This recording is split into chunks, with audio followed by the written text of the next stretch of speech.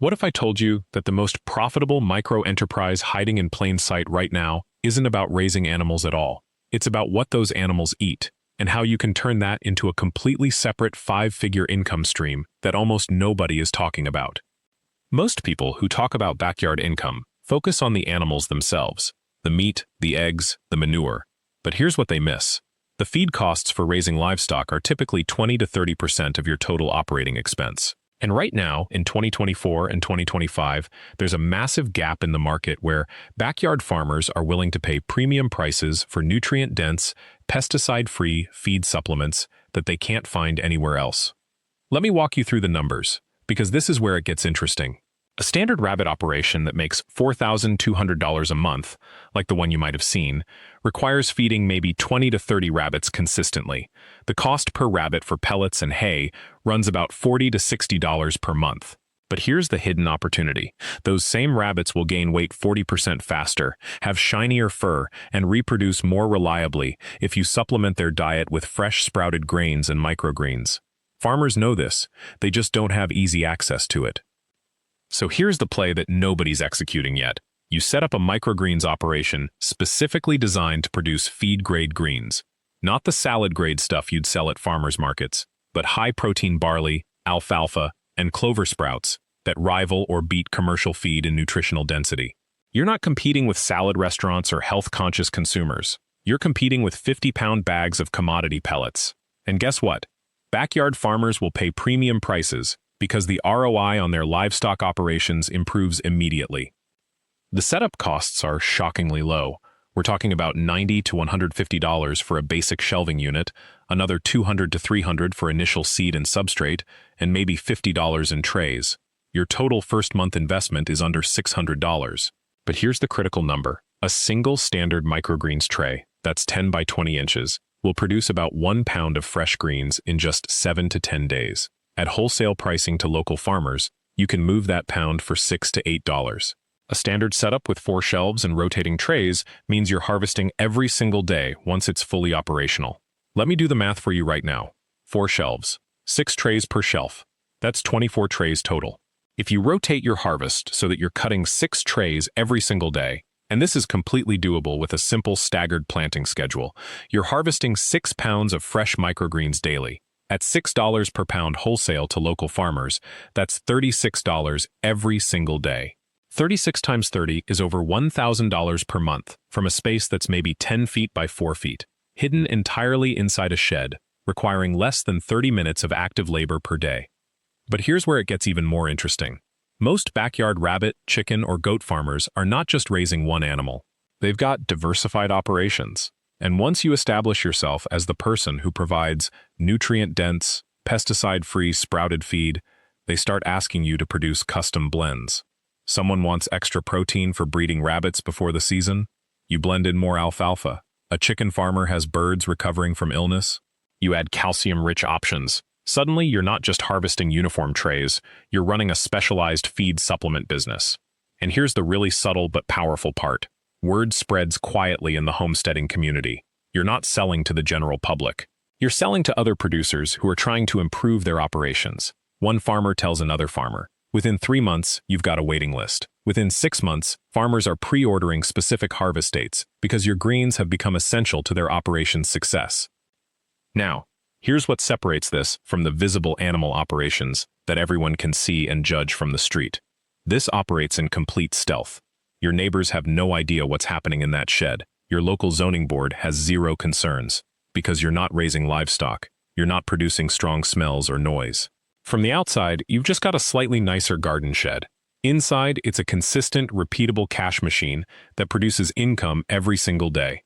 But let's talk about the version that makes even more money, because this is where most people completely miss the secondary revenue stream.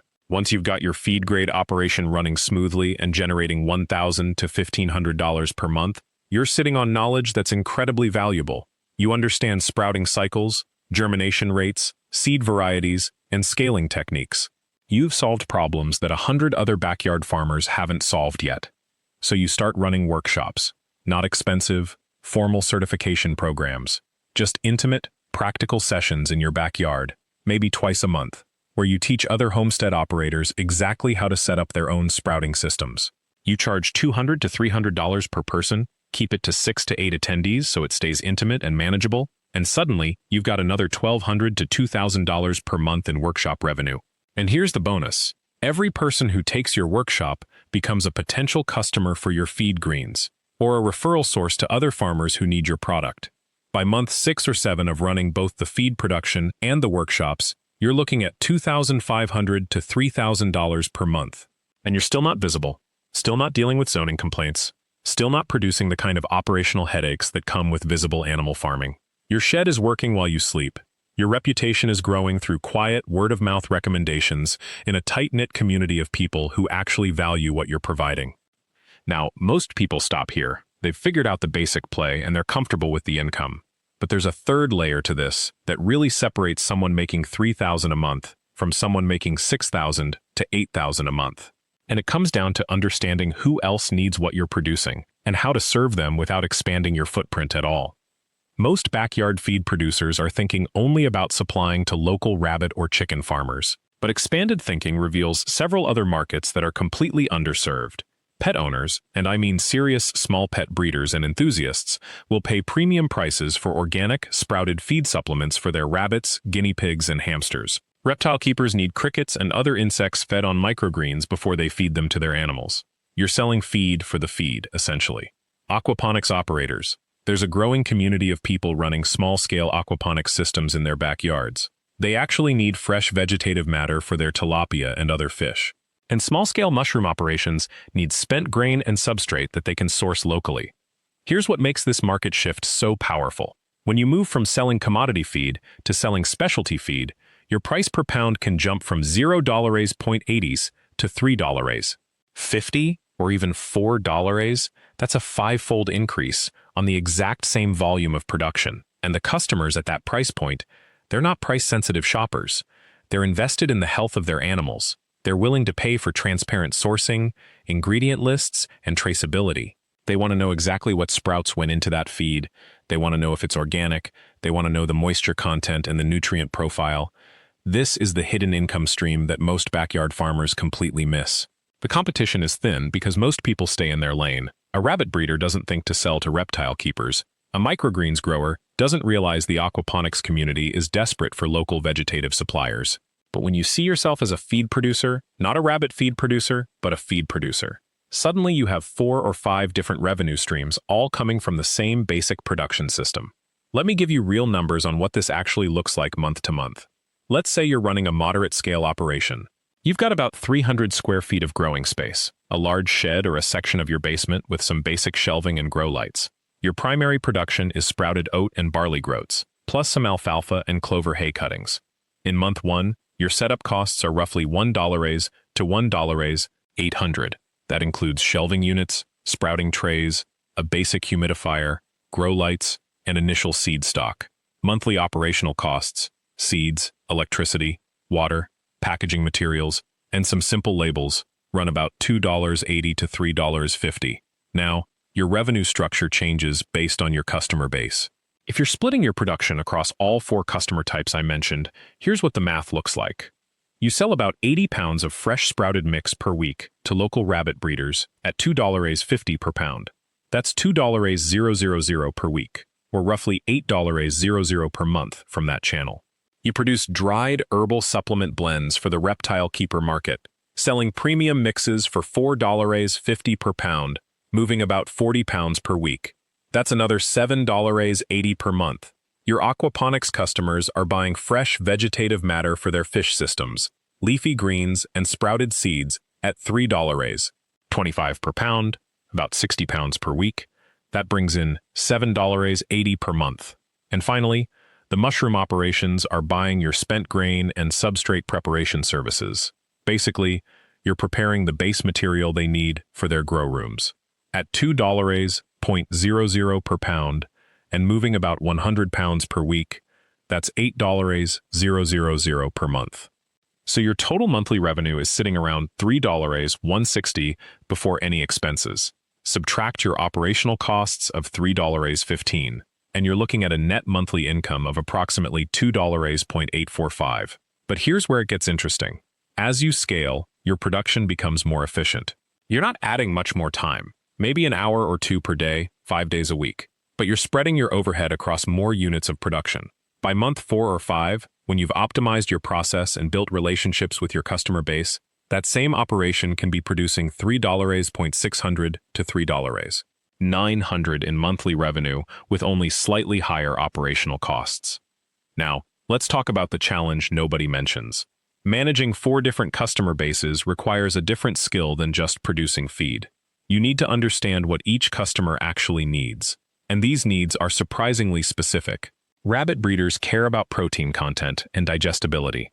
Reptile keepers want vitamin-dense blends because the insects they're feeding are nutritionally poor on their own. Aquaponics operators care about the leafy green content specifically. They're supplementing their fish diet with vegetation. Mushroom growers need materials with specific moisture levels and carbon-nitrogen ratios because it affects their substrate composition. This is where your first-year revenue might actually be lower than the pure rabbit feed scenario. Maybe $2 to $300 per month, instead of $3, because you're spending time learning what each market actually wants. You're making mistakes. You're adjusting recipes. You're explaining to customers why their feedback matters. But once you get it right, you've built a much more resilient business. If the rabbit market slows down, maybe local rabbit farmers have oversupply or a competitor enters, you've still got 3 other revenue streams keeping the lights on. The other advantage is customer loyalty. These aren't commodity buyers. They're specialty customers. Once they trust your product, they're not shopping around, they're not comparing your prices to a feed mill, they're buying from you because you understand their specific needs. I've talked to feed producers who've been selling to the same aquaponics operator for 3 years straight. Same with reptile keepers. They build a relationship, they trust the quality, and they're willing to refer you to other customers in their network.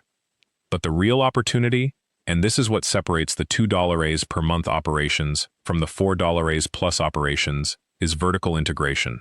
Once you're established in these markets, you have data. You know exactly how much sprouted feed the rabbit breeding community needs. You know the seasonal patterns. You know which products sell fastest. That's when you can start thinking about adding a second product line that's adjacent to what you're already doing. Some feed producers move into producing the animals themselves, raising rabbits or quail alongside the feed operation. Others start processing the feed further, turning basic sprouts into freeze-dried products that command even higher prices. Still others move into certification or branding, getting organic certification for their feed so they can charge premium prices and appeal to a broader market of quality-conscious customers. The point is this: backyard feed production isn't a single business model. It's a platform for multiple income streams. The baseline is selling fresh sprouted feed to local rabbit breeders. The next level is diversifying your customer base into 4 or 5 specialized markets. And the advanced level is building ancillary products and services that leverage your core production capability. Each level takes you from $1 a month income to $2.800 to $4.200 and beyond. Now, here's what I want to be clear about. This isn't passive income in the traditional sense. You're working, you're managing customers, you're optimizing production. You're probably spending 10 to 15 hours per week on this operation once it's established. But compare that to a part-time job that might pay you $3 per month. Those jobs often require commute time, dealing with difficult customers or managers, rigid schedules, and zero flexibility. This backyard operation, you're in control. You set the schedule. Most people do the work early morning or evening around their day job. You choose your customers. You build the business exactly how you want it. And the beauty of being in this particular niche is that you're still largely invisible to the broader economy. Your city zoning laws probably don't prohibit sprouting in a shed or basement. You're not running a commercial operation with foot traffic. You're not disrupting neighbors. You're just converting seeds and water into high-value feed products. You're doing it quietly, legally, and profitably. So if you've already heard about rabbit operations or you're considering starting one, you should seriously consider whether feed production is actually the better play. Because here's the thing about rabbits. You're competing with thousands of other small-scale rabbit operations. Feed production? The market is almost completely unserved. Most people raising rabbits or chickens are buying from big commercial feed mills. The specialty customers, the ones paying premium prices, they're actually desperate for local, reliable suppliers who understand their specific needs. In my next video, I'm going to walk you through the exact setup process for starting a feed operation from scratch. We're talking about specific equipment, specific seed suppliers, specific customer acquisition strategies, and the actual timeline for reaching $3 per month. Because the math is one thing, execution is another. And I want to make sure that if you decide to move forward with this, you have the exact step-by-step roadmap. But first, I want to ask you something. Have you already got some kind of backyard production going on? Are you growing something, raising animals, or running a side business that you think could be optimized? Because I genuinely want to know what's working in your area and what challenges you're running into. The comments section is where the real conversation happens on this channel. I read every single comment on these videos, and I respond to most of them. If you're thinking about feed production, tell me what animals you're interested in. Tell me what your local market looks like. Tell me what's holding you back. And if this model is completely new to you, if you're hearing about backyard feed production for the first time, then honestly, you're in the perfect position. You don't have any preconceived notions about how this business should work. You're not locked into a particular approach. You can learn the right way from the beginning, build relationships with the right customers, and scale efficiently from day one. The barrier to entry in backyard feed production is lower than you think. You're not building a commercial operation that requires permits, licensing, and USDA inspections. You're creating a micro-supply for a hyper-local market. Your neighbors, your community garden members, the homesteaders 2 streets over who are desperately searching for non-GMO, pesticide-free feed options. And here's what most people miss. The demand is already there. You don't have to create it. You just have to fulfill it. Right now, there are people in your area paying $30 to $40 for small bags of specialty feed from online retailers. Shipping costs are built in. Quality varies. They're frustrated with inconsistent supply and weeks-long delivery times. You come in with a product that's fresher, cheaper, local, produced literally in a shed behind your house. That's not just a product, that's a competitive advantage.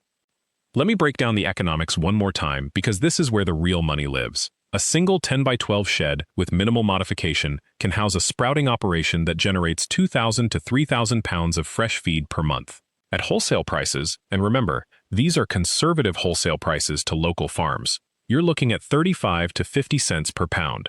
That's $900 to $1,500 per month, from one small structure, with less than 2 hours of labor per day. No animals, no expensive equipment, no commercial licensing. Scale it to 3 sheds, something completely feasible if you have the space, and you're at $3,000 monthly.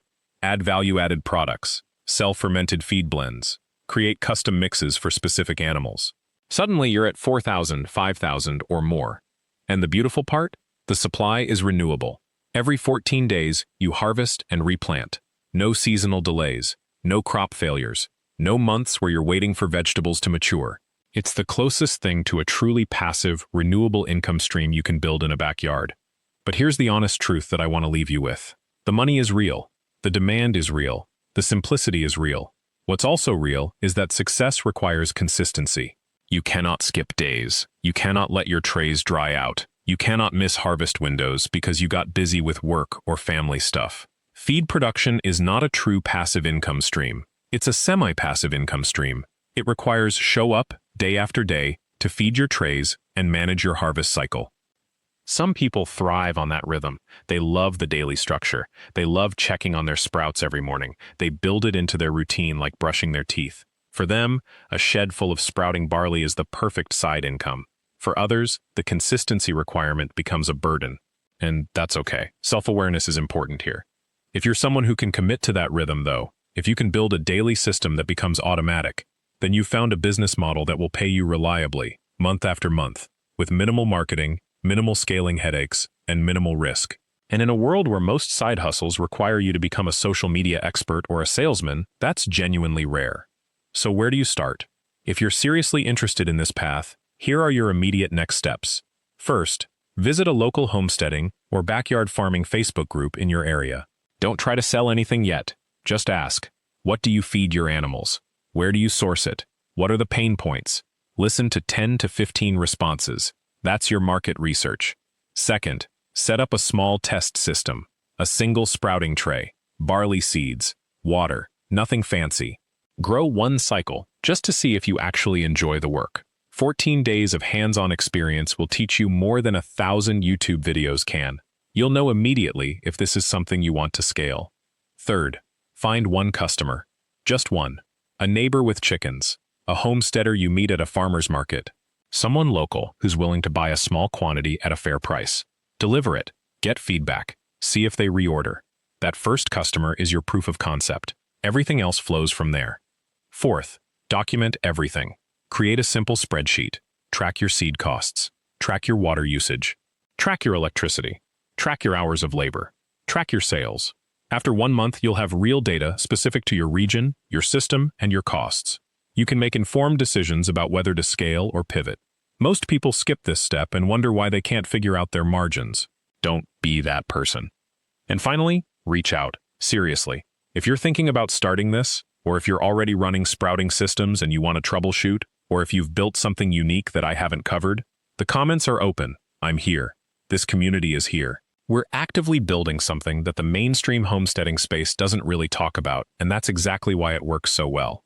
The backyard income space is crowded with talk about heritage chickens and fancy greenhouse tomatoes and high-value herbs that maybe work and maybe don't. What's not crowded is the practical, boring, highly profitable space of animal feed production. That's where the real money is. That's where the demand outpaces supply. That's where a person with a shed, some seeds, and a daily system can genuinely build a multi-thousand-dollar per month income stream. So, if you're ready to explore this, if you're ready to turn that unused shed or corner of your property into an actual income-generating asset, the path is clear. Start small, test your market, build your systems, stay consistent, scale sustainably. And remember, you don't need anyone's permission to start. You don't need a business license right now. You don't need perfect equipment. You just need seeds, water, and customers who are actively looking for what you can provide. This model has changed the income picture for backyard farmers and homesteaders across the country. It's not flashy, it won't get you featured in a homesteading magazine, but it will put consistent, reliable money into your account every single month. And honestly, in a world where most side hustles are either unstable or require endless self-promotion, reliable is everything. Thank you so much for watching this deep dive into backyard animal feed production. I know it's a different angle than the usual backyard income content, and I genuinely appreciate you sticking with it. If this model resonates with you, please hit that like button and subscribe so you never miss a new video. And please, activate your notification bell. That way, the moment we post a new guide on backyard income, profitable micro-enterprises, or Amish-inspired production methods, you'll be the first to know. See you in the next one.